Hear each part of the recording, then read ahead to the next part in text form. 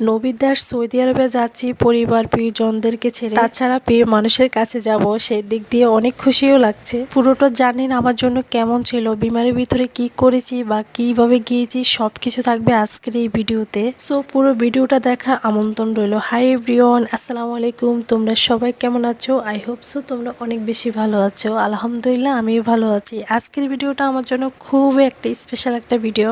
First time বিমান বহন করাটা আমার জন্য খুব বোরিং ফিল হচ্ছিল। তার সাথে প্রিয় মানুষের সাথে দেখা হয়ে আমার সব ক্লান্তি দূর হয়ে গেছিল। রাতের দিকে আমি আমার লাগেজ ব্যাগ সবকিছু গুছিয়ে নিয়েছি, যেহেতু আমি ভোরবেলা রওনা দিয়ে দিব। আমার ফ্লাইট কিন্তু ছিল দিনে 11:30টার দিকে, তো আমার একটু রাতের দিকে সবকিছু রেডি করে সবকিছু গুছিয়ে আমি রাতে রওনা দিয়ে দিব। একটা আউটফিট বের করেছি, এই আউটফিটটা পরে যাব। তার সাথে একটা বোকরা নিয়েছিলাম। আমার ইচ্ছা ছিল অন্য কালারের বোকরা পরবো, পরে দিয়ে ভেবেছি না ফার্স্ট টাইম যাওয়াটা একটু কালো বোকরাটাই ক্যারি করি। একদম সুন্দর একটা জুতা নিয়েছি। তো যাওয়ার আগে একটু নিজের রুমটাকে একটা ভিডিও করে নিলাম নিজের হাতে সবকিছু, এই জন্য একটু মায়াটাও বেশি। তারপর আমরা ভোর 4টার দিকে রওনা দিয়ে দিলাম। আমার সাথে আসছিল আমার ভাসুর, এমনকি আমার ছোট ভাই, তার সাথে আমার ভাসুরের ছেলে। আমরা 3জন মিলে যাচ্ছি এয়ারপোর্টের উদ্দেশ্যে।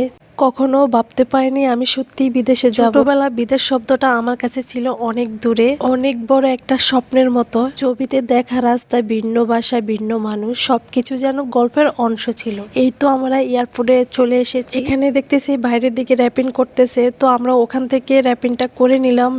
ব্যাগটা র্যাপিং করতেছে, ব্যাগ চেক ইন করে চলে আসলাম টিকিট পাওয়ার জন্য, তার সাথে ব্যাগগুলো বুকিং দেওয়ার জন্য।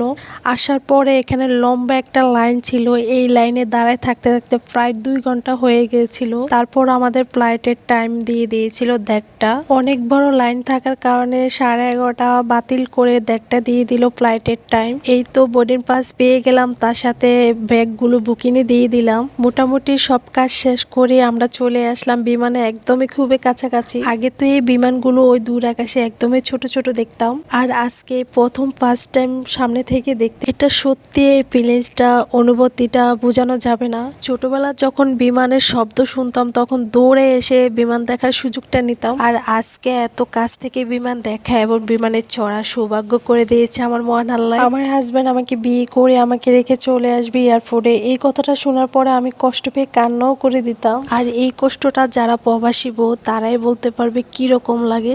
আর আজকে সেই এয়ারপোর্টে এসে এত খুশি লাগছিল, মনে হচ্ছিল যে আল্লাহ আমাকে সব সুখ একসাথে এনে দিয়েছে। আর এই স্বপ্নটা আমার ঠিক বিয়ের পর থেকে শুরু হয়েছে, যেদিন প্রথমবার আমার হাজবেন্ড আমাকে বলেছিল, বললে তো আর সবকিছু হয়ে যায় না, তাই না? কিন্তু সময়ের সাথে সাথে স্বপ্নটা